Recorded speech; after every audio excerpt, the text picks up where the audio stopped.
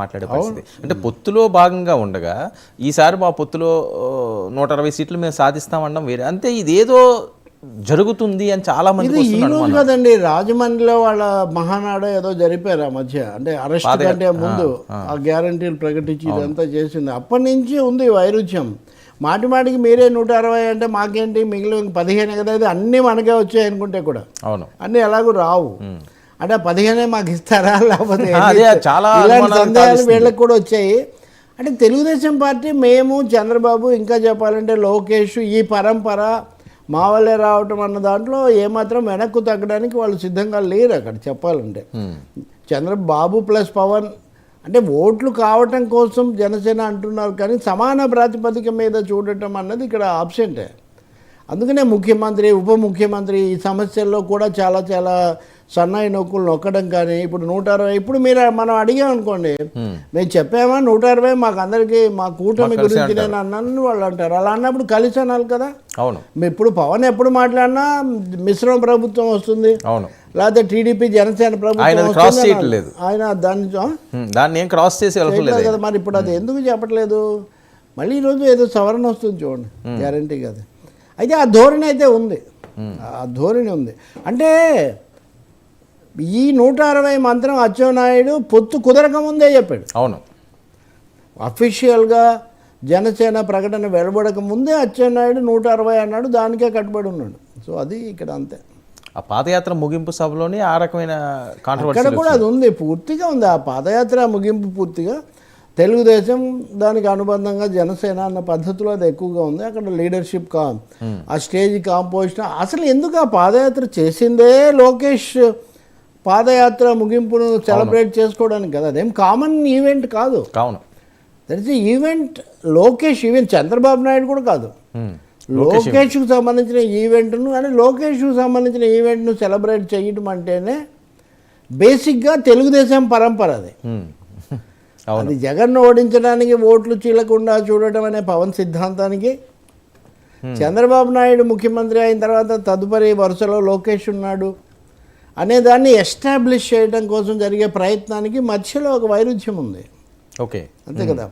ఓట్లు చీలకుండా ఉండాలి అంటే అందరం అని పవన్ స్ట్రెస్ చేస్తున్నాడు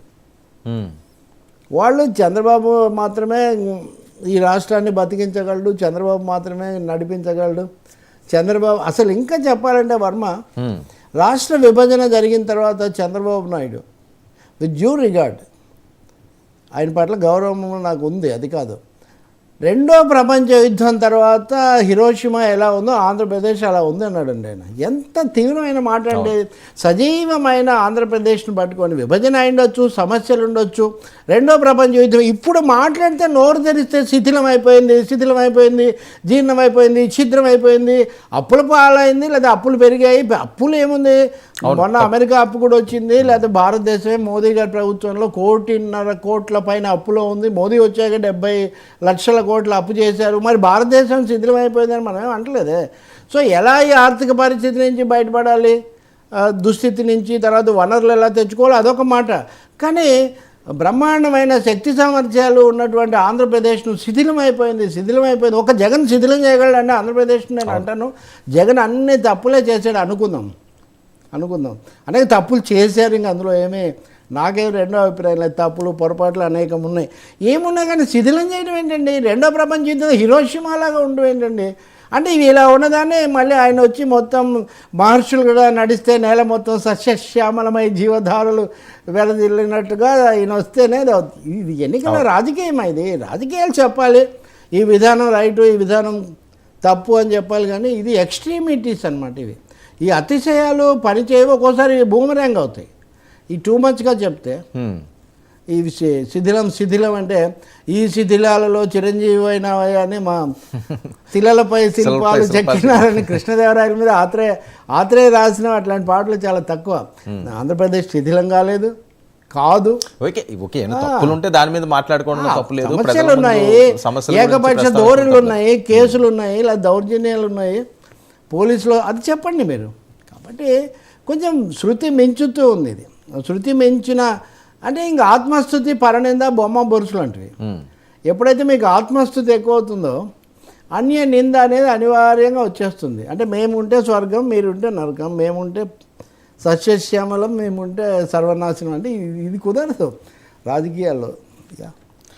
కానీ ప్రజలు కూడా స్వీకరించాలి కదా. అదే ఇప్పుడు ప్రజలు, మన అభిమానులు, మన చుట్టూ ఉన్నవాళ్ళు, మన మీడియా ఆహా ఓహో అనొచ్చు. అవును సార్, ఇప్పుడు పబ్లిక్ అవనియండి, లేకపోతే ప్రధానంగా కాపు సామాజిక వర్గం వాళ్ళు అవనియండి, సో వాళ్ళ దగ్గర నుంచి తెలుగుదేశం పార్టీ నుంచి ఇప్పటికే వీళ్ళకి సింగిల్గానే వెళ్తే బాగుండు, ఎన్ని వచ్చినా 2029కి అప్పుడు చూసుకోవచ్చు, అనవసరంగా వెళ్ళి మీరేదో హైప్ చేయడం, పార్టీయే పూర్తి స్థాయిలో ఇబ్బంది పడే పరిస్థితి ఉంటుందని చాలామంది మాట్లాడే పరిస్థితి ఇప్పటికే విభేదాలు వస్తున్నాయి. సో ఇలాంటి టైంలో వీళ్ళు మాట్లాడిన వాయిస్ని వాళ్ళు ఏ రకంగా రిసీవ్ చేసుకునే అవకాశం ఉంటుంది? ఓట్ ట్రాన్స్ఫర్ అనే అంశం అన్నది కీలకంగా